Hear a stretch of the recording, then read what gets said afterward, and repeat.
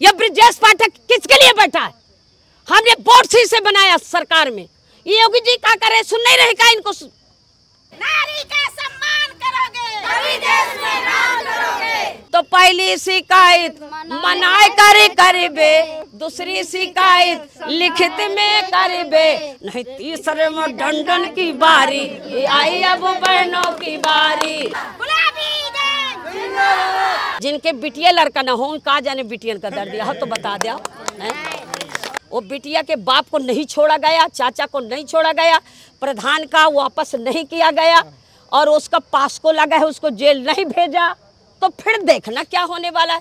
या फिर जितने पास्को हैं सब ये पुलिस हटाए सरकार। ये भारत की नारी है। जोश न ठंडा होने पाए, कदम मिला के चल, मंजिल तेरा पग चुनेंगे आज नहीं तो कल। सबकी मंदिर सबकी मस्जिद, गिरजाघर गुरुद्वारा, हिंदू मुस्लिम सच की साया, सबका भारत प्यारा। बलिदानों को ढेर लगा, इतिहास बदलता चल। राम तेरी गंगा मैली हो गई और राम राज की बात कर रहे हैं। गुलाबी गैंग के द्वारा पुलिस महानिरीक्षक प्रयागराज को एक प्रार्थना पत्र दिया गया है। उसमें क्या उल्लिखित है वो मैं आप लोगों को बताने का काम करता हूं। इन्होंने इसमें उल्लेख किया कि निवेदन है कि मैं संपत पाल राष्ट्रीय कमांडर गुलाबी गैंग व मेरे समस्त जिले की जिला कमांडर के द्वारा आज जो लड़कियों के साथ अत्याचार जघन्य अपराध हो रहे हैं, ऐसा प्रकरण जो कौशाम्बी जिले के ग्राम लोहदा थाना सैनी में एक 8 वर्षीय बच्ची के साथ जघन्य अपराध, जिसमें लड़की के साथ अत्याचार करने वाले के पिता राम बाबू तिवारी अपने शरीर में यानी सुसाइड नोट लिखकर थाने में आत्महत्या कर लिया। उसके बाद पीड़िता के व पिता उसके चाचा को जेल भेज दिया गया है। वहीं ग्राम प्रधान को 25,000 रुपये इनामिया घोषित कर दिया गया, जबकि प्रशासन द्वारा पास्को एक्ट के तहत प्रथम सूचना रिपोर्ट दर्ज की गई थी।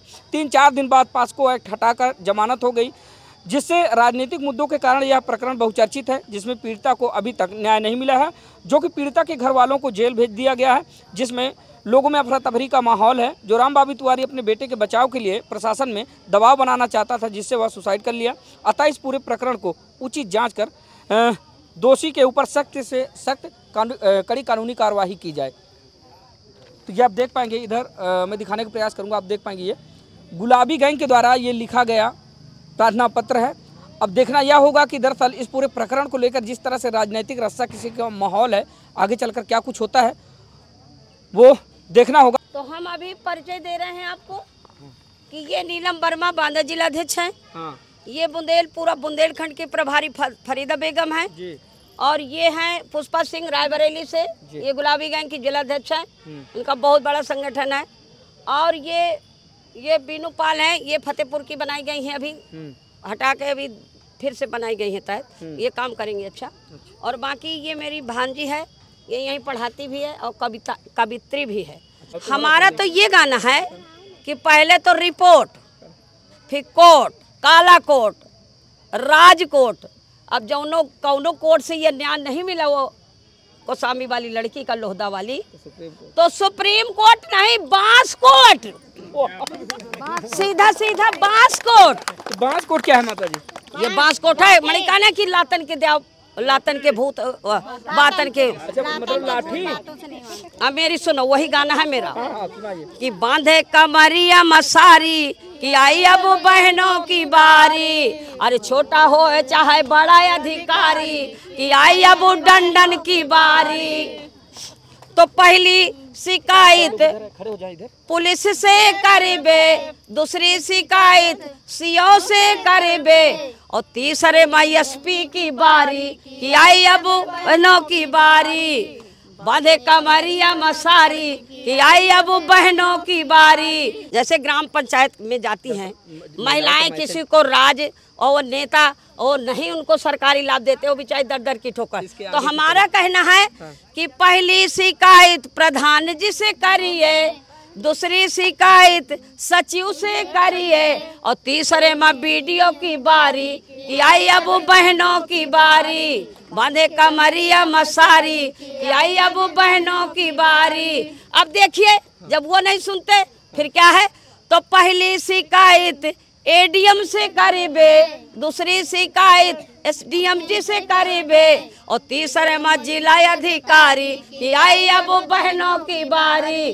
बांधे कमरिया मसारी अब बहनों की बारी। तो पहली शिकायत मनाए करबे, दूसरी शिकायत लिखित में करबे, नहीं तीसरे में दंडन की बारी। आई अब बहनों की बारी, बांधे कमरिया मसारी,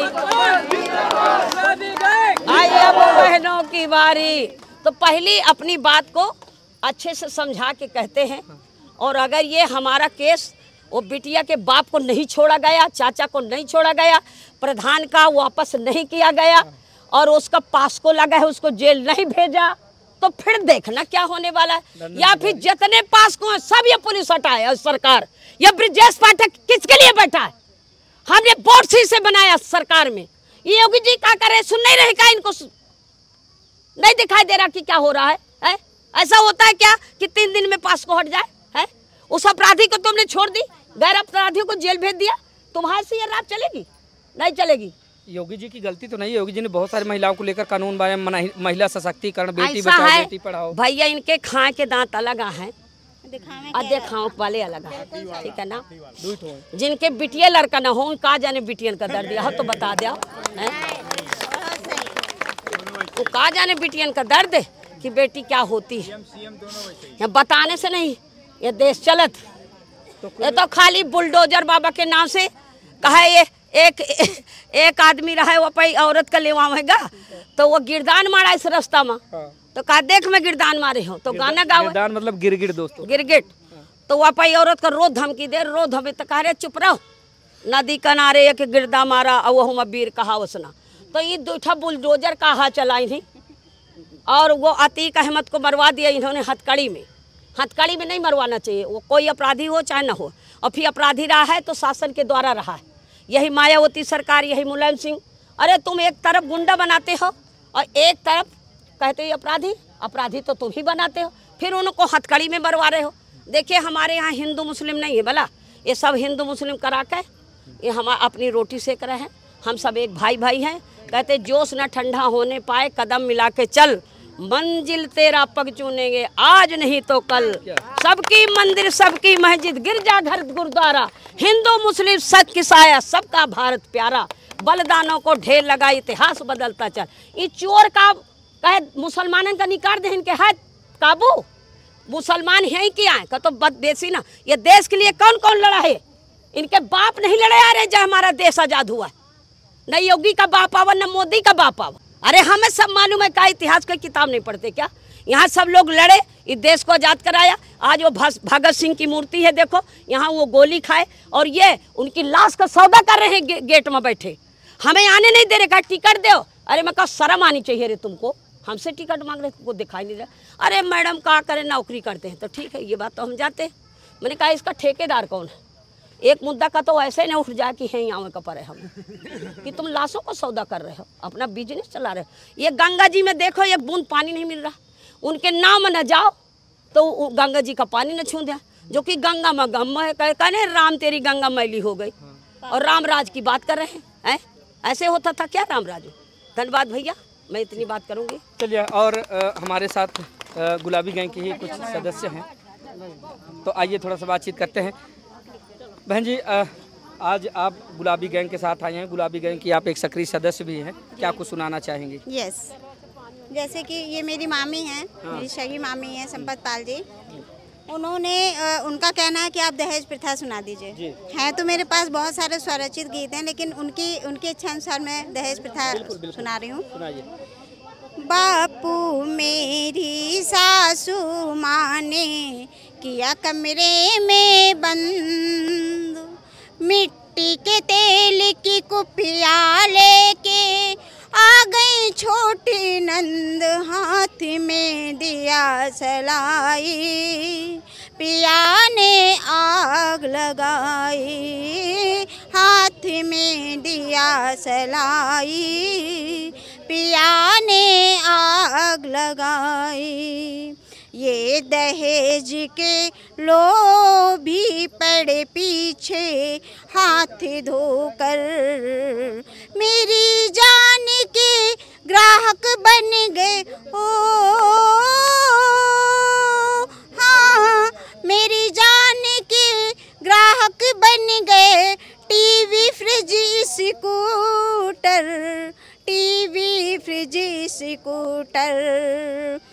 जीवन की ये अंतिम सांसें बाबुल,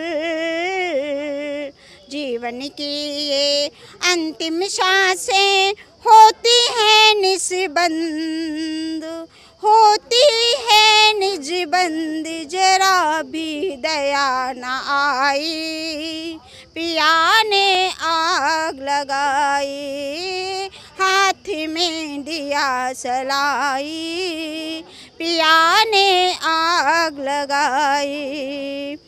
अब बेटी उस दिन को याद करती है जिस दिन उसके पिता ने कैसे संजो कर एक एक पैसा गरीब पिता ने कैसे सारा इकट्ठा करके बेटी को विदा किया। वो दिन बेटी याद करती है तो कहती है कि बाबुल जिस दिन विदा किया था खूब बजी सहनाई, बाबुल जिस दिन विदा किया था खूब बजी सहनाई, कुछ पल में मेरी अर्थी उठेगी हो, हाँ कुछ पल में मेरी अर्थी उठे ना, गीत गवे न सहनाई, गीत गवे न सहनाई, मम्मी भैया बहन भतीजो बाबुल, मम्मी भैया बहन भतीजो अंतिम नमस्कार, तुम्हें अंतिम नमस्कार, समझना बिटिया न जाई, पिया ने आग लगाई, जरा भी दया न आई, पिया ने आग लगाई, हाथ में दिया सलाई, पिया ने आग लगाई, हाँ पिया ने आग लगाई, हाँ पिया ने आग लगाई। क्या बात है। आज के आधुनिक युग में चल रहे ऐसी घटनाओं को लेकर बहन ने किस तरह से इसको गाने में पिरोया और हमारे और आपके समक्ष रखा। तो कहने का मतलब ये है कि जिस तरह से एक बिटिया जाती है और वो अपने पिता से अपना दर्द बयां करती है, उसके बाद बेटी का जो बाप होता है वो भी अपनी बिटिया से अपना वो हाल बयां करता है कि कैसे उसने पाला पोसा, कैसे बड़ा किया, उसके बाद मतलब कि पालने वाला, जन्म देने वाली माँ, पालने वाला बाप और मारने वाला कोई और। मिलते हैं दोस्तों फिर से इसी तरह किसी शानदार खबर के साथ, तब तक के लिए नमस्कार।